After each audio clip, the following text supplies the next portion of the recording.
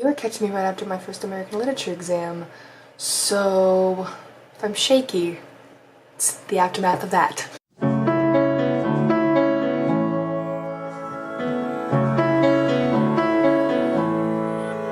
Hey guys, it's Hannah, and today I am doing my September wrap-up and October TBR on time. On time.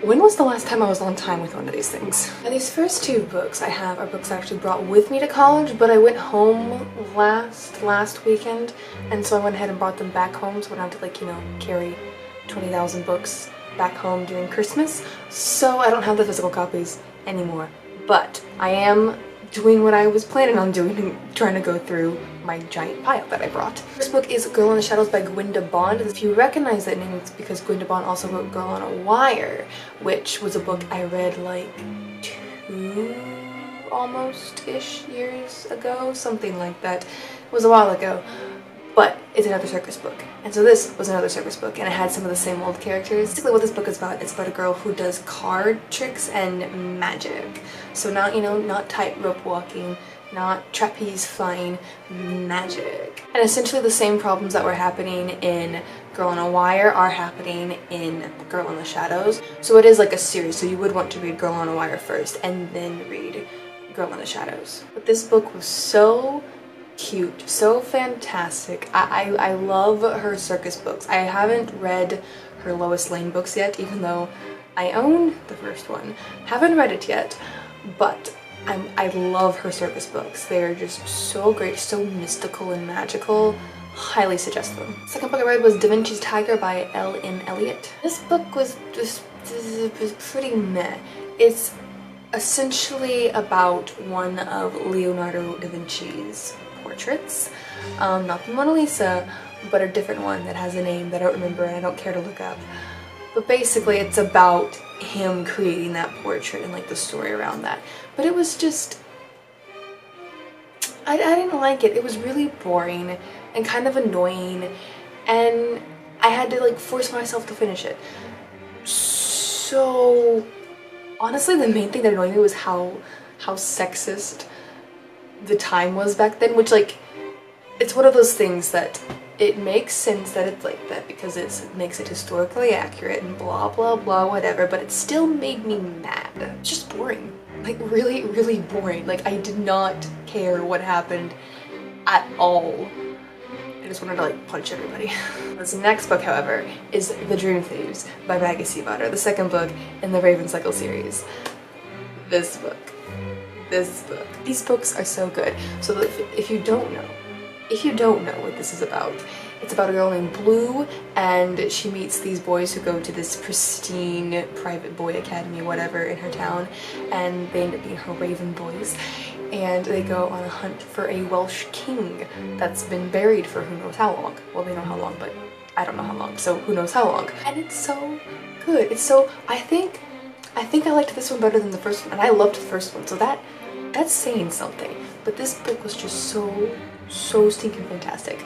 I absolutely loved it. If you have not read the series yet, if you are like me and you just kept putting it off, stop putting it off. It's going to be worth it.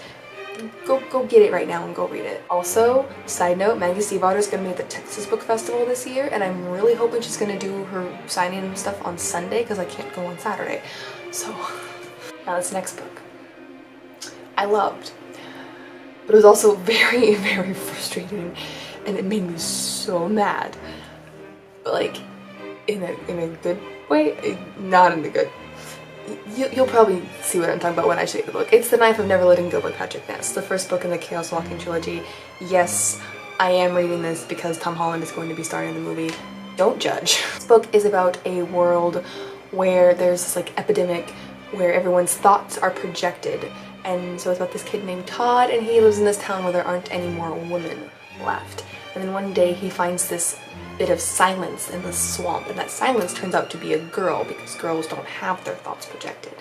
So he and the girl and his dog Manchi, oh I love Manchi so much. Anyway, eventually they're like on the run and whatever. This book, it was like watching an Alfred Hitchcock film, specifically like Rear Window or Charade or something, where it's not scary. It's not like a thriller, but it's suspenseful. So like you're on the edge of your seat the whole time.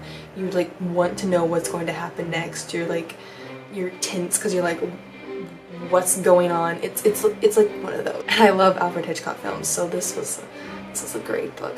But also, just so annoying sometimes. So annoying sometimes that you just get so frustrated.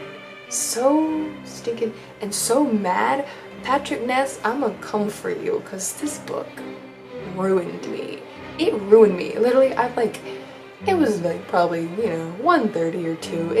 I'm in college. I don't go to bed before midnight. What are you talking about? And I finished the book and I like slam it down and I just do that but I'm not reading the second one yet because I don't know if y'all remember, but when I read Illuminae, I had to like take a break because it was also one of those kind of suspenseful books, which I love, but I had to take a break from it for a bit before I, you know, continued on because it would just, you need to catch your breath after something like that. So I'm gonna wait a bit before I continue the series. But I am going to continue the series. The last book I have is what I was talking about when I say I need a break from books like that, and that is Love and Gelato by Jenna Evans Welch. The book is about a girl whose mom dies of cancer and she ends up going to go live with her dad in Italy.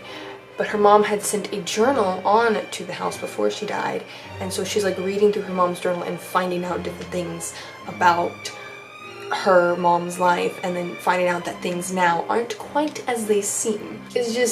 It was a nice, cute, sweet book. I thought it was adorable. I loved it. I would recommend it if you want something cute and light and something to, you know, try and help you survive the trauma you just went through. My TBR, there's only one book that I know I'm going to read definitely, and I am currently reading it, and that is One Dark Throne by Kendare Blake. I think I'm saying her name right. I don't remember. I always forget. I'm sorry. But this is the sequel to Three Dark Crowns, which was such a fantastic book. Such a fantastic book. I cannot say enough good things about it. And this is the sequel. And I'm only like 3 chapters in, but I'm already so excited and loving it so much. So, really pumped for this one. Don't know what this series is about. It is about 3 triplets who are queens, and on their 16th, I believe, birthdays, they have to fight to the death basically because one of them is going to be crowned the victor. And even though this is called One Dark Throne, there's still a 3rd book, so I'm like kind of worried about the ending of this one because the last one, that last one, that's another book that wrecked me. Like what is it with these people? So yeah, that's the only book I really know I'm gonna read. Like I said, going through books that I brought, but I don't know which ones I'm going to read next. So that is it for this video. Comment down below what you read this past month. Also, do not forget to comment down below and let me know any questions you have about college, because that's gonna be my next video, and so I kind of need some questions to answer in a video. Also, get pumped, because I think I'm gonna be able to do an author interview. Not like a big author, I'm not that cool, but a cool author. So keep your eyes peeled for that video, because I think this is gonna work out. So that's it for this video. I hope you enjoyed it, and I'll see y'all again in another one soon.